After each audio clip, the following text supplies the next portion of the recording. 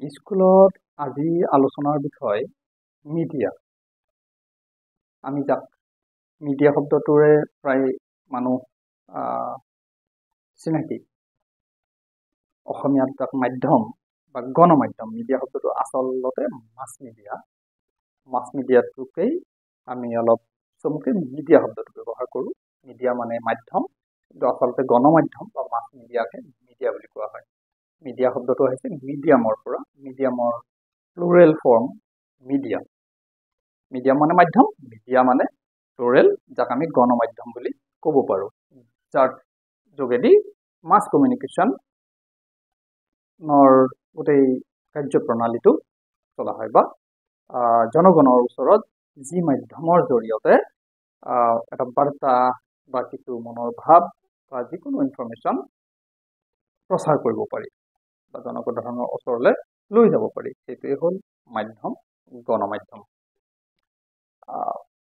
Media শব্দটোক লৈ কিছু সাধাৰণ মানুহৰ কিছু কনফিউজন থাকিব পাৰে।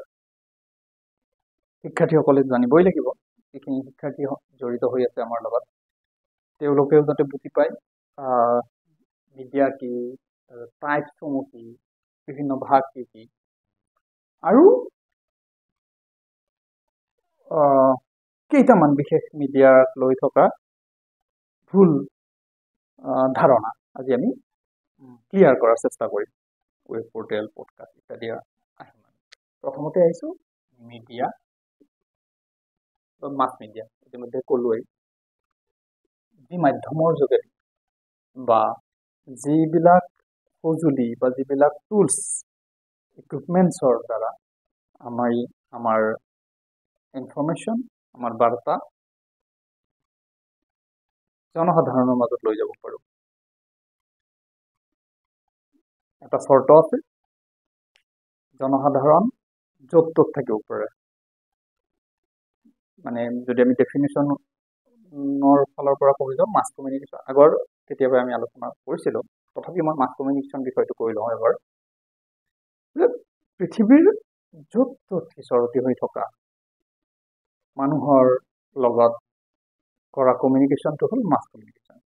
অসংখ্য মানুহৰ লগত, যাক গণি আমি শেষ কৰিব নোৱাৰোঁ, অগণন, আনকাউণ্টেবল হয় মাছ কমিউনিকেশ্যনৰ লগত জড়িত থকা মানুহখিনি, ৰিচিভাৰ্ছখিনি, টাৰ্গেট অডিয়েঞ্চখিনি। আৰু তেওঁলোক য'ত ত'ত থাকিব পাৰে। তেওঁলোকক আমি ক'ৰবাত লগ লগাই বহাই লৈ আমি সেইটো নকৰোঁ। যেনেকৈ আমি মিটিং এখন কৰোঁ, মিটিংখনক আমি মাছ কমিউনিকেশ্যন বুলি নকওঁ, বা মাছ কমিউনিকেশ্যনৰ এটা ব্যৱস্থা বুলি নকওঁ, বা ক্লাছৰুমটো জনসভা এখন। আমি কি কওঁ, মানুহখিনি য'ত ত'ত থাকিব পাৰে, এনিৱেৰ এক্ৰছ দ্য ৱৰ্ল্ড। গতিকে তেওঁলোকৰ ওচৰত বা তেওঁলোকৰ মাজলৈ যদি আমাৰ বাৰ্তা এটা নিবলগীয়া হয়, আমাক নিশ্চয় কিবা এটা ব্যৱস্থা লাগিব, কিবা এটা সঁজুলি, ইকুইপমেণ্টছ, টুলছ লাগিব, বা সহজকৈ কিবা এটা মাধ্যম লাগিব। সেই মাধ্যমটোৱে হ'ল গণমাধ্যম, মাছ মিডিয়া, চমুকৈ মিডিয়া। এতিয়া মিডিয়াসমূহ কি কি? মই আধুনিক মিডিয়ালৈকে আহিম, আধুনিক মডাৰ্ণ মাছ মিডিয়ালৈকে আহিম, বা আধুনিক গণমাধ্যমসমূহলৈকে আহিম। তাৰ আগত আমি কৈ লওঁ ট্ৰেডিশ্যনেল বা পৰম্পৰাগতভাৱে কি কি মাধ্যম ব্যৱহাৰ হৈছিল, সেইখিনি নকৈ আমি আধুনিক মাধ্যমসমূহলৈ আহিলে কথাটো ক'ৰবাত আধৰুৱা হোৱাৰ সম্ভাৱনা থাকে, বা কাৰোবাৰ মনত তাক লৈ প্ৰশ্ন আহিব পাৰে। যদি কিবা প্ৰশ্ন আহে, তথাপি তলত জনাব কমেণ্টত, আমি পিছৰ পৰ্যায়ত সেই প্ৰশ্নসমূহ আলোচনা কৰাৰ চেষ্টা কৰিম। ট্ৰেডিশ্যনেল মিডিয়া, পৰম্পৰাগতভাৱে ব্যৱহাৰ হোৱা মাধ্যমসমূহ কি? গীত, নৃত্য, নাটক ইত্যাদিবোৰ আছিল ট্ৰেডিশ্যনেল মিডিয়া। তেনেকৈও মাছ কমিউনিকেশ্যন এটা সময়ত হৈছিল, যে গানৰ মাজেৰে বাৰ্তাবোৰ মানুহৰ মাজত প্ৰচাৰ হৈছিল। গান, নাটক ইত্যাদি আছিল সেই সময়ত। বা তাৰো আগত যদি যাওঁ, ৰজাদিনীয়া সময়লৈকে যাওঁ, যদি তেতিয়া ঢোল পিটি পিটি যিটো ৰজাৰ বাৰ্তা বিলাইছিল, সেইটো এটা আমি কি ক'ব পাৰোঁ, এটা মাধ্যম।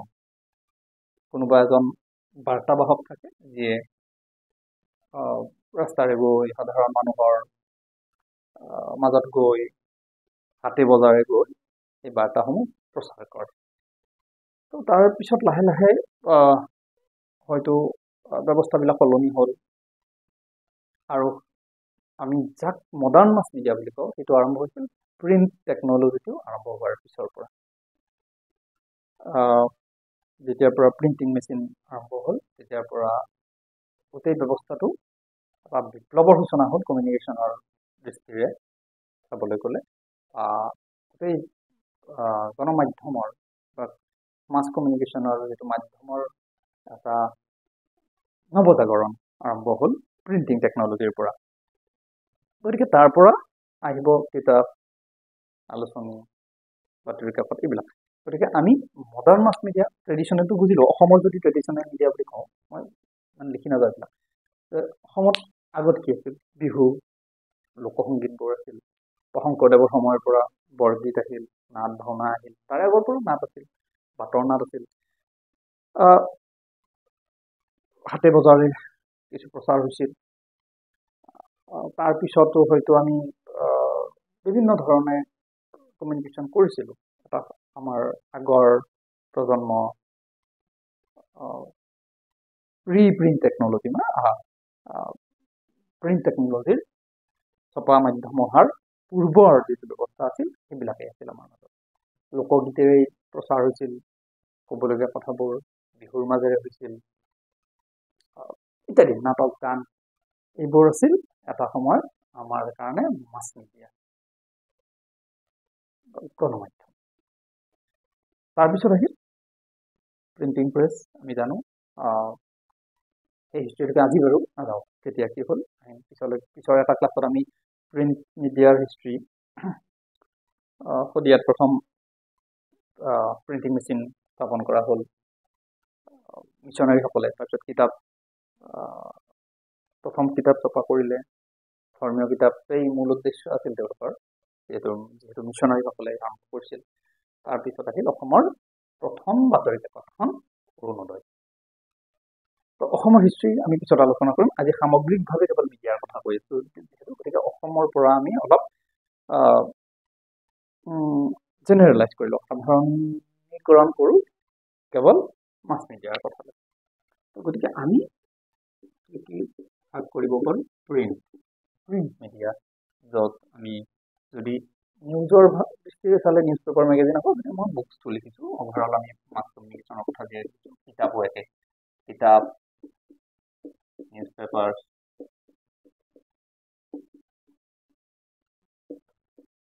মেগাজিন এইবোৰ আহিল প্ৰিণ্ট।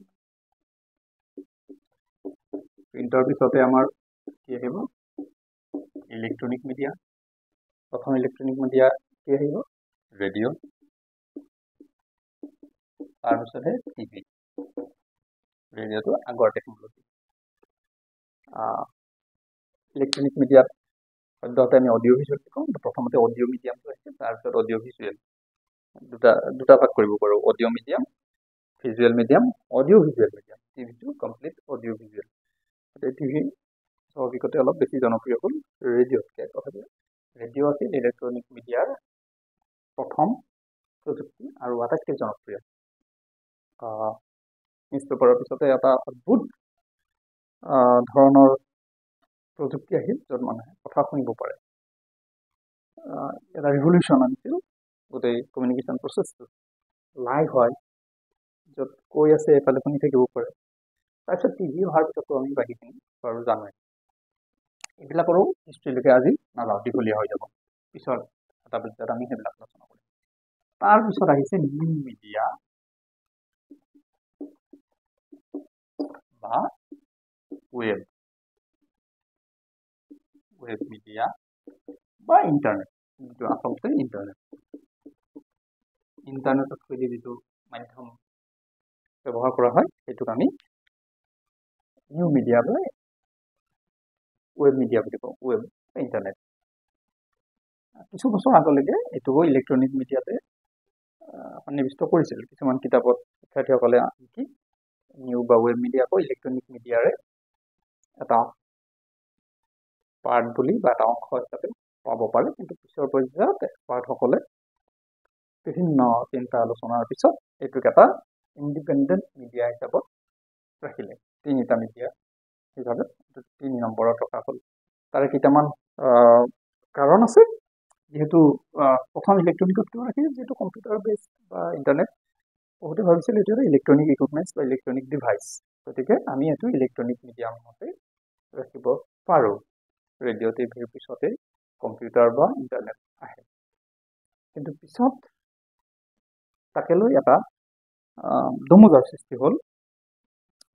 ৱেব মিডিয়াত আমি কি কি বস্তু পাওঁ, তাৰ নিজৰ কিছু স্বকীয়তা আছে, স্বকীয় কিছু এলিমেণ্টছ আছে, উপাদান আছে। তাৰ লগতে আমি কি পাওঁ যে প্ৰিণ্ট মিডিয়াৰ গোটেই উপাদানখিনিও আমি ইণ্টাৰনেটত পাওঁ। আমি নিউজ পেপাৰখনো পঢ়িব পাৰোঁ ইণ্টাৰনেটত, কিতাপ পঢ়িব পাৰোঁ, মেগাজিন পঢ়িব পাৰোঁ। ইণ্টাৰনেট ভাৰ্চনবিলাক আমি জানোৱেই, প্ৰতিখন পেপাৰৰে আজিকালি ই ভাৰ্চন থাকে, এটা ই মেগাজিন ওলাল, বুকছ তেনেকৈ ই বুক আহিছে। গতিকে প্ৰিণ্টৰ বস্তুখিনিও আহিল। তেনেকৈ আমি টিভিটো ইণ্টাৰনেটত চাব পৰা হ'লোঁ, ৰেডিঅ'টো শুনিব পৰা হ'লোঁ।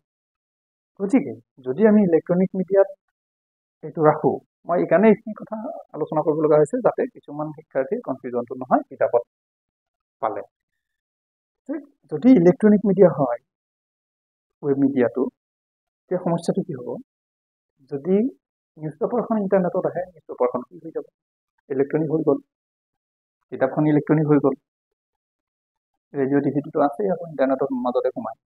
গতিকে শেষত এটা সিদ্ধান্তত উপনীত হোৱা হ'ল যে ইয়াক আমি ইলেক্ট্ৰনিক, যদিও ডিভাইচটো ইলেক্ট্ৰনিক, ইয়াক আমি এটা বিশেষ মৰ্যাদা দিয়া উচিত নিউ মিডিয়া হিচাপত বা ৱেব মিডিয়া হিচাপত। ইয়াৰ ভিতৰত কি আহে মই কৈছোঁ, ইয়াৰে উপাদানবোৰ ইয়াত আহিবই, ইয়াৰ ই ভাৰ্চনবিলাক আহে। তাৰ উপৰি যিবিলাক ৱেবছাইট বা আমি কি কওঁ ৱেব পৰ্টেল, নিউজৰ ক্ষেত্ৰত ৱেব পৰ্টেল শব্দটো বেছিকৈ চিনাকি আজিকালি। মই আহিম ইয়াক লৈ কনফিউজন কি আছে আমি শেষৰ ফালে সেইটো আলোচনা কৰিম। আচলতে ৱেব পৰ্টেলৰ নামত কি হৈ আছে সেইটো পিছত আমি আলোচনা, আমাৰ এটা মুখ্য বিষয়।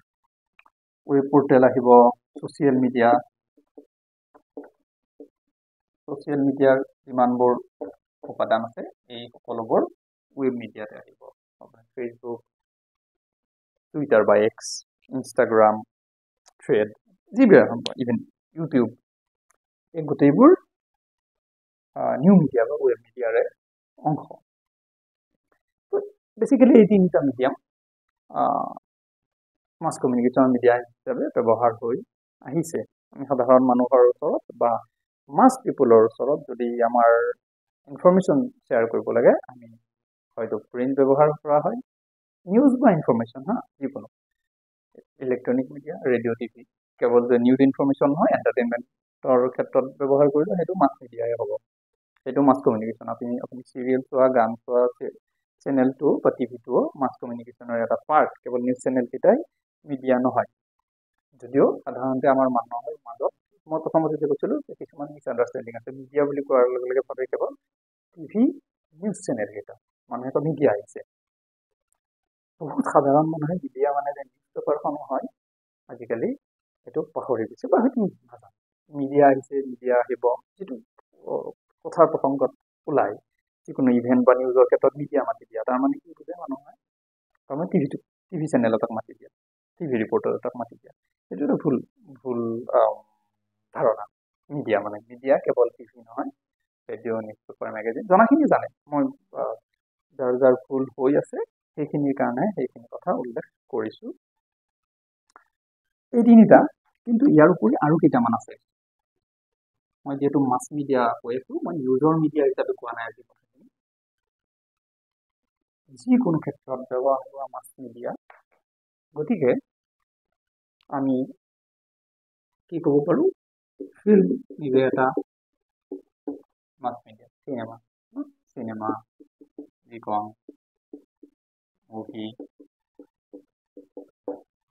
এইটো এটা ডাঙৰ ৰ'ল প্লে কৰি আছে মাছ মিডিয়াৰ ক্ষেত্ৰত।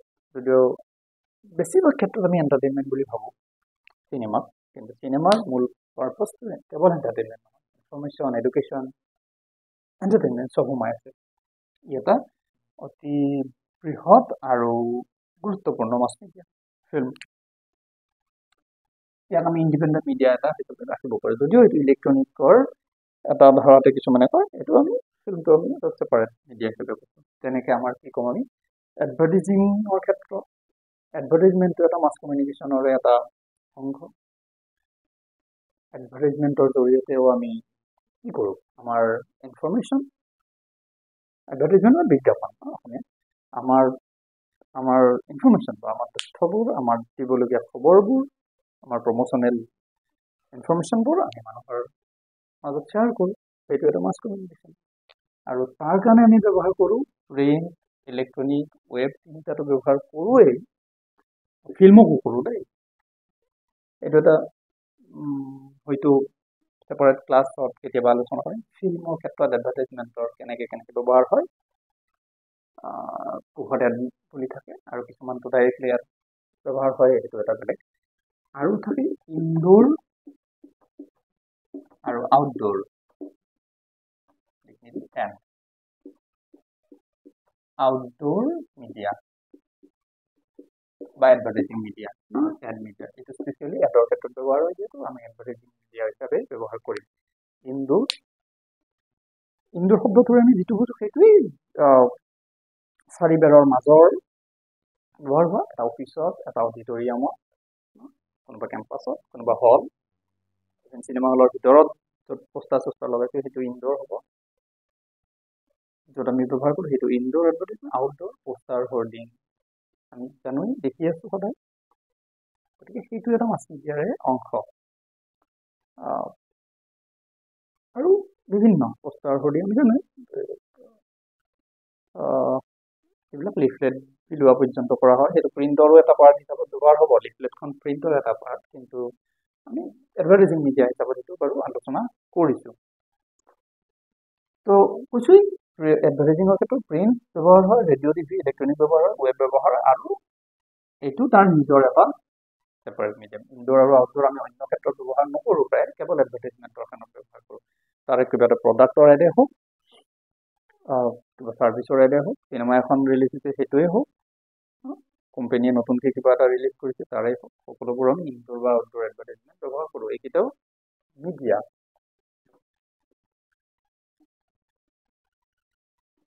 তাৰ লগত ব্যৱহাৰ হৈছে আজিকালি আৰু কিছুমান মাধ্যম, ডিজিটেল মাধ্যমতে মই হয়তো ৰৈ গ'ল ক'বলৈ, নিউ মিডিয়ামৰে এটা পাৰ্ট নতুনকৈ পডকাষ্ট, যিটো আমাৰ অলপ আলোচনাৰ বিষয় আছে।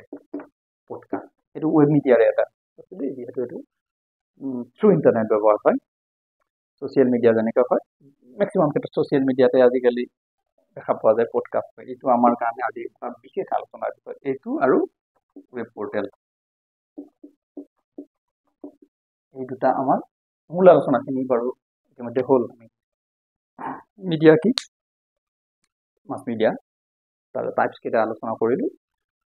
কনফিউজন থকা দুটা শব্দ বুলি যে কৈছিলোঁ, এই দুটা। পডকাষ্ট শব্দটো, আমি পডকাষ্ট মানে কি, ইণ্টাৰভিউ, বেছিকেলি দুটা মাইক্ৰফোন থাকে। আগৰ যিবিলাক ইণ্টাৰভিউ আছিল অডিঅ' ভিজুৱেল ইণ্টাৰভিউ, ইউটিউবত বা ফেচবুকত দেখা পোৱা, তাত হয়তো বা তেনেকৈ নবহিছে, ইয়াত দুখন চকীত বহে, দুটা মাইক্ৰফোন আগত থাকে, আমি ভাবোঁ সেইটো পডকাষ্ট। পডকাষ্ট বুলি তেনেকৈ প্ৰচাৰ হয়, মই বাৰু ভুল বুলিও কোৱা নাই, কিন্তু পডকাষ্ট গোটেই টেকন'লজিটো, পডকাষ্ট শব্দটো ক'ৰ পৰা আহিছিল, আইপড প্লাছ ব্ৰডকাষ্ট। আইপড আমি জানো এপলৰ এটা ডিভাইচ আছিল, য'ত গান শুনিব পাৰি, বহুত গান ষ্ট'ৰ কৰিব পাৰি। সেইটো এটা কিছুদিনৰ কাৰণে এটা ৰিভলিউচনাৰী টেকন'লজি আছিল আইপড গোটেই কাৰবাৰটো। আৰু ব্ৰডকাষ্ট, ৰেডিঅ'ত যেনেকৈ ব্ৰডকাষ্ট কৰা হয়, গতিকে পডকাষ্টটো একচুৱেলি তাৰ অৰ্থ যদি আমি বিচাৰ কৰোঁ, পডকাষ্টটো হ'ল আচলতে এটা audio' medium, series of audio'. Podcast কেৱল এটা ইণ্টাৰভিউ নকৰে, একচুৱেলি চিৰিজ থাকে এটা, য'ত কেৱল ইণ্টাৰভিউৱে নহয়, কোনোবাই নিজেও নিজৰ কথা ক'ব পাৰে, টক হ'ব পাৰে, সাহিত্য বা অন্য বিষয়ৰ পাঠ হ'ব পাৰে আৰু কথা বতৰা হ'ব পাৰে। আৰু এইবিলাকৰ কাৰণে কিছুমান নিৰ্দিষ্ট মাধ্যম প্লেটফৰ্ম থাকে পডকাষ্টৰ কাৰণে, স্পটিফাই ইত্যাদি, য'ত পডকাষ্টবিলাক আপলোড কৰিব পাৰি নিজৰ এটা চেনেলত আৰু মানুহে সেইবিলাক শুনে। অ'কে, সেইটো হ'ল পডকাষ্টৰ আৰম্ভ। এতিয়াও পডকাষ্টৰ অৰ্থ সেইটোৱেই। পিছৰ পৰ্যায়ত অলপ বেছি পপুলাৰ হোৱাৰ স্বাৰ্থত অডিঅ'ৰ লগত ভিডিঅ' অন্তৰ্ভুক্ত হ'ল। পিছৰ ফালে যদিও বেছিকেলি পডকাষ্টৰ অৰ্থটো অডিঅ' মিডিয়াম, আইপড ব্ৰডকাষ্ট, পিছৰ ফালেতো অডিঅ' ভিজুৱেল হ'ব ধৰিলে। কিন্তু আমি আজিকালি কেৱল ইউটিউবত বা ফেচবুকত আপলোড কৰা যিখিনি ইণ্টাৰভিউ দেখোঁ, মাইক্ৰফোন দুটাত থাকে আৰু সেইটোকে আমি পডকাষ্ট বুলি ভাবোঁ বা তেনেকৈ প্ৰচাৰ কৰা হয়। সেইটো মই ঠিক ভুল বুলি কোৱাতকৈ অলপ অৰ্ধসত্য বা আধৰুৱা যেন লাগে ক'ৰবাত, অসম্পূৰ্ণ সত্য। তাৰ মাজত কিছুমানৰ নিজৰ হয়তো পডকাষ্টৰ প্লেটফৰ্মত যায়। ৰাষ্ট্ৰীয় পৰ্যায়ৰ বহুত পডকাষ্ট আছে যিবিলাক বহুত পপুলাৰ, যাৰ পডকাষ্ট প্লেটফৰ্মতো তাহাঁতক সেই অনুষ্ঠানবোৰ মানুহে শুনিব পাৰে। পডকাষ্টবিলাক দীঘলীয়া হয় আৰু তাৰ উদ্দেশ্যটো আছিল যে যাত্ৰাৰ সময়ত মানুহে দীঘলীয়া ভ্ৰমণৰ সময়তো যাতে ইয়াৰফোনটো কাণত লগাই হয়তো শুনি শুনি গৈ থাকিব পাৰে, বা কাম কৰি আছে মানুহে পডকাষ্টটো শুনি আছে, ড্ৰাইভ কৰি আছে শুনি আছে কথা বতৰাখিনি। তাৰ কাৰণে কি হয়, যিহেতু এতিয়া অডিঅ' মিডিয়াম আছিল, তাৰ চাউণ্ড কোৱালিটিটো অধিক ভাল হোৱাৰ, উন্নত হোৱাৰ প্ৰয়োজন আছিল। সেইকাৰণে বিশেষ কিছুমান মাইক্ৰফোন ব্যৱহাৰ কৰা হয় পডকাষ্টত। অন্য টেলিভিশ্যন শ্ব'ত ব্যৱহাৰ কৰা মাইক্ৰফোনতকৈ এই মাইক্ৰফোনবিলাক অধিক শক্তিশালী হয়, য'ত আমাৰ ভইচ চাউণ্ড খুব ক্লিয়াৰকৈ শুনা যায়। সেই মাইক্ৰফোন দুটাৰ অৰ্থ সেইটোহে। কিন্তু এতিয়া আমি কি কৰোঁ, এনেকুৱা মাইক্ৰফোন এটা নলগাই সন্মুখত সেই ষ্টেণ্ড থকা মাইক্ৰফোন এটা লগাই যিটো ইণ্টাৰভিউ হয় সেইটোকে আমি পডকাষ্ট বুলি ভাবোঁ বা আমাক ভাবিবলৈ বাধ্য কৰোৱা হৈছে। ঠিকে আছে, কিন্তু অসমত পডকাষ্ট, ভাল ভাল পডকাষ্ট বুলি যিকেইটা শ্ব' আছে অতি উন্নত, ঠিকে আছে। কিন্তু আচলতে পডকাষ্ট প্লেটফৰ্মত কোনকেইটা আছে বোধহয় মোৰ সন্দেহ। স্পটিফাই বা এনেকুৱা সামান গানা ইত্যাদি যিবিলাক বা আন্তঃৰাষ্ট্ৰীয় পৰ্যায়ত বহুতবিলাক পডকাষ্টৰ প্লেটফৰ্ম আছে, আৰু সেইবোৰ বোধহয় নাযায়। আমাৰখিনি কেৱল ইউটিউব ফেচবুকতে যায় পডকাষ্ট হিচাপত। মই কেৱল মিডিয়াম হিচাপত প্লেটফৰ্মটোৰ কথা আৰু অৰ্থটো বুজাবলৈহে এইটো আজি উল্লেখ কৰিলোঁ। তেনেকৈ ৱেব পৰ্টেল ধাৰণাটো আমাৰ এটা ভুল ধাৰণা হৈ থাকে। অসমত যিমানখিনি ৱেব পৰ্টেল বুলি আমি ডিজিটেল নিউজ চেনেল দেখা পাওঁ, তাৰে হয়তো 80% মানে 80 নহয়, বেছি হ'ব, 90-95% ৱেব পৰ্টেল নহয়। অসমত খুব কেইটামান, আঙুলি মূৰত গণিব পৰা কেইটামানে ৱেব পৰ্টেল আছে। আক্ষৰিক অৰ্থটো ৱেব পৰ্টেল, যাৰ নিজৰ এটা ৱেবছাইট আছে। ৱেব পৰ্টেল মানে ৱেবছাইট আচলতে। ৱেবছাইটটো কি ৱেব পৰ্টেল বুলি কয়। ফেচবুকত অহা অডিঅ' ভিজুৱেল নিউজখিনি ৱেব পৰ্টেলৰ বস্তু নহয়, সেইটো ফেচবুকৰ মাধ্যমত প্ৰচাৰ কৰা এটা অডিঅ' ভিজুৱেল কণ্টেণ্ট এটা। ইউটিউবত দিয়ে তেনেকুৱা নিউজখিনি, কিন্তু আমি ভাবোঁ ফেচবুকত দিয়া নিউজটো বা ইউটিউবত যোৱা নিউজটোৱে ৱেব পৰ্টেল। সেইটো আমাৰ কাৰণে অলপ ভুল ধাৰণা। আমি প্ৰায়ে গালি পাৰি থাকোঁ ৱেব পৰ্টেলৰ সাংবাদিকবিলাকে অসমৰ নিউজখিনি মানদণ্ড নিম্নতৰ কৰি লৈ গৈ আছে ইত্যাদি ইত্যাদি বিভিন্ন আলোচনা চৰ্চা হয়। কিন্তু মন কৰিব লাগিব যে সেইবিলাক ডিজিটেল মাধ্যম হয়, ঠিকে আছে। ডিজিটেলত কোৱাতকৈ আমি ছ'চিয়েল মিডিয়া নিউজ প্লেটফৰ্ম বুলিয়ে কৈ থ'ব পাৰোঁ। তেওঁলোকৰ নিজৰ স্বাধীন ডিজিটেল একো মাধ্যম নাই তেওঁলোকে ফেচবুকৰ পেজটোৱে ব্যৱহাৰ কৰে বা ইউটিউব চেনেলটো ব্যৱহাৰ কৰে। ভালেই বাৰু, মই সেইটো বেয়া অৰ্থত ব্যৱহাৰ কৰা নাই। ভাল ভাল ইউটিউব চেনেল লৰ যোগেদি, ফেচবুকৰ যোগেদি বহুত ভাল ভাল কণ্টেণ্ট প্ৰচাৰ হৈ আছে অসমত বা দেশত বা বিশ্বজুৰি।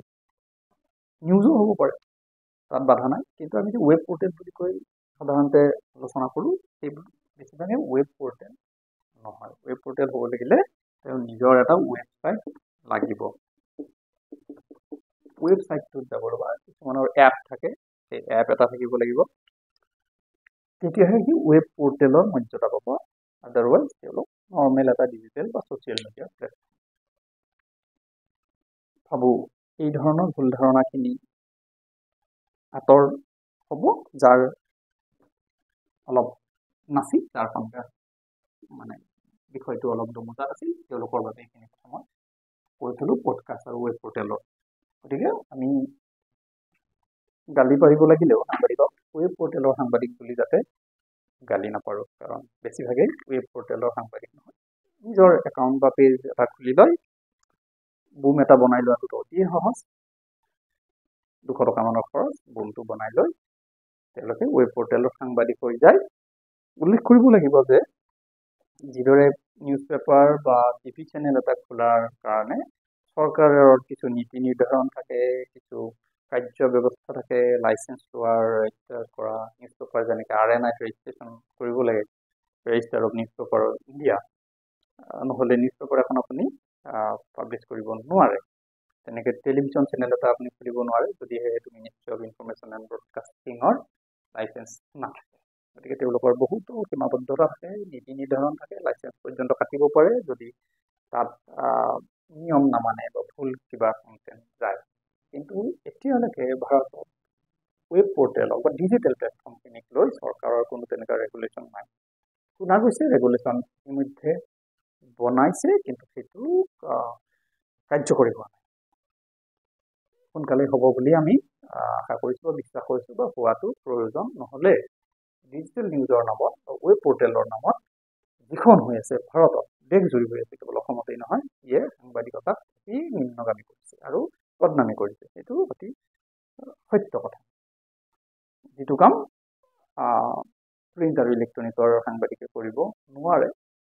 মই কোৱা নাই যে তেওঁলোকে অতি ভাল কাম কৰি আছে অসমত, সকলোৱে নাই কোৱা। তাৰ মাজতো হয়তো টেলিভিশ্যনতো কেতিয়াবা নাযাবলগীয়া কথা বিষয় গৈছে বা নিম্নগামী হৈছে বুলি আলোচনা হৈছে, কি কিছু পৰ্যায়ত সত্যও হয়।